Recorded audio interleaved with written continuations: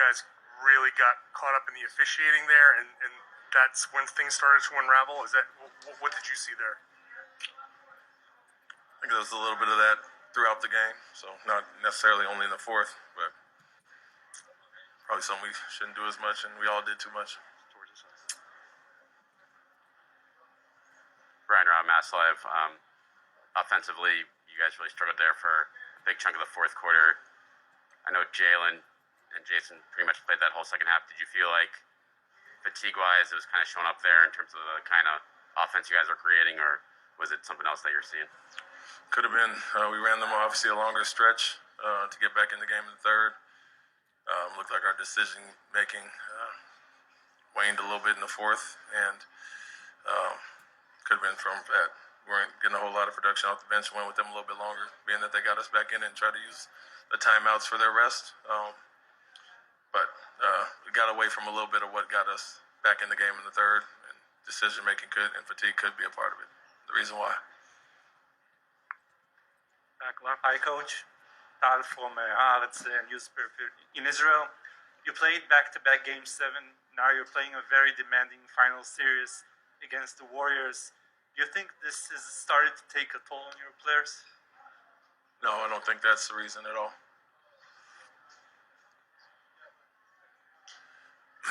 Gary, raise your hand there, please. Thank you. Gary Wasser in Boston Globe. You made the missed free throws. Seems like you guys are back to where you have no idea how this team's going to perform from night to night. The first quarter, you guys looked like you were sleepwalking. Like, why not that intensity, or why did it only show up for the third quarter? Yeah, I mean, it's hard to explain that start. I mean, we lacked the physicality early. They took the fight to us a little bit early, and we were struggling to finish in the paint. So that was pretty evident early on.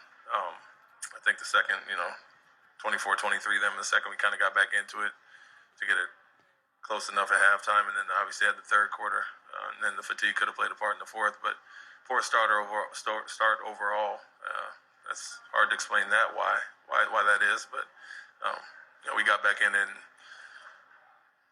turnovers and missed free throws and some of the things. Obviously, a little bit of talking to the refs too much probably didn't help us in the fourth. But the start is hard to explain. It was we were guarding well enough. They had 27. I mean, for the most part, they had 19, 17 with a few minutes left, but our offense was stagnant, unaggressive. Adam, over here. Steph has obviously been in control of this series. What did you think about the job you guys did on him, and also does it feel like a missed opportunity on the day you finally did slow him down, but it still wasn't enough? Yeah, better job on him. A little more physical there. Switched up the coverage a little bit.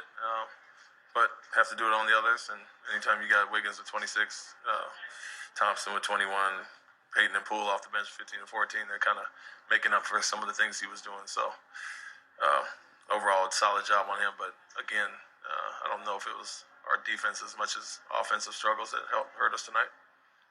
On your right, Tim. You mentioned those offensive struggles. When you guys would get into those stretches where you couldn't get going and you did get stagnant, was that a result of their physicality knocking you out of what you wanted to do, or was it something else that you saw that kept having that happen? Early in the game, they were the aggressor on defense, kind of blowing up some of our actions, and our spacing wasn't the best due to that.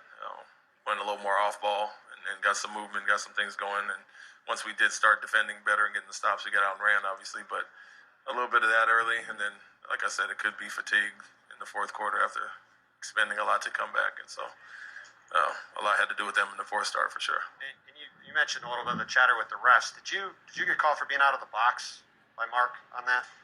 Is that at least what they explained to you? Part of it, yes. And then did something happen there with Tony in the fourth quarter? It seemed like you two had a conversation or something. Yeah, he didn't like how I pointed at him. Robert? By Manning, CLNS Media. It felt like at one point you guys turned the corner with the ball control, with the decision making as you talk about, and now it just seems like it's kind of popping up again and again. Just from your perspective, is it a matter of needing to call more plays? I know you can only say so much to limit what's going on out there, but just what do you think has gone wrong with the ball control for this group? Playing in the crowd too much is cause of a lot of these turnovers. Obviously, Jason, Marcus having 4, and Jalen having 5 are like I said, get caught in some tough spots at times. And so when we're at our best, it's simple ball movement. I think that third quarter showed that. The driving kick was beautiful. It was working, getting guys wide open shots. And then, like I said, I don't know if fatigue affects the decision making a little bit there, or just physically don't have the burst to finish it off. But that has been a problem for us, obviously, at times in this series, quarters specifically, where we got a little stagnant. And so when we do it well, it works and it looks good, and we get shots that we want. We kind of slow it down or play in the crowd, and those turnovers pop up in the bad offense. On your right, John. John Corrales, Boston Sports Journal. You were down 3-2 to Milwaukee. You sat in front of us and you exuded a lot of confidence. Tonight, it seems like you're kind of like searching for answers. How are you feeling going into a game 6 where now your back's against the wall again? Well, feeling the message to the guys is to be confident going home, get your rest, and then let's get ready to bring it back here. So for us, it's really about consistency, and that's the thing we're not having throughout a full game. It's a consistent effort, sustained effort, more so offensively than anything. And so that's the part where we got to have carryover from quarter to, not only game to game, but even quarter to quarter, like we saw in the third. Then it doesn't happen in the fourth. So obviously we're all frustrated with tonight a little bit, but even prior, quarters and games. And so our message is take it one at a time. We've been here before and did it against Milwaukee, and let's bring it back out to the Bay. We're going to go last two here, and then Gary. Abby Chin, NBC Sports Boston. What did you see from Jason tonight? I mean, some uncharacteristically bad misses in the free throw line as well. Yeah, I said part of that could be fatigue. Expended a lot, obviously, in playing 44 minutes. He was one of our main guys rolling, and so when he got it going in the third, we rode him a little bit longer there, and the bench production wasn't as sharp as usual, so we ran Jason longer, and some of that fatigue and decision-making could play a part in the fourth quarter. So, and that probably has something to do with the misses. Not only free throws, but some of his three-pointers being off a little bit. I'm sorry, I got Gary and then Jared in the back. That'll be it. Have they found something to get you their defense against your offense? The last couple of games, it seems like you guys have had a hard time scoring. Besides that third quarter when the three went down, it just seems like there's nothing easy. Yeah, they've ramped up the physicality, and they're switching quite a bit more. But as you saw in the third quarter, anytime we don't get stagnant and go one against the crowd, it can look pretty easy and get the shots we want. So just have to, like I said, have carryover from game to game. Not only that, but quarter to quarter. And a 35-point third quarter when we're moving the ball, getting into the lane, penetrating kick, and getting the wide open shots we want, we got to have that carry over into the fourth. And to basically only have 14 or so until the young guys came in late, obviously it was a night and day quarter from the third and the fourth. And as I said, we rode them a little longer. Fatigue could play a part in that, whether it's physical or some of the decision making and turnovers there. But kind of went with the high hands that got us back in the game. Jared, last question.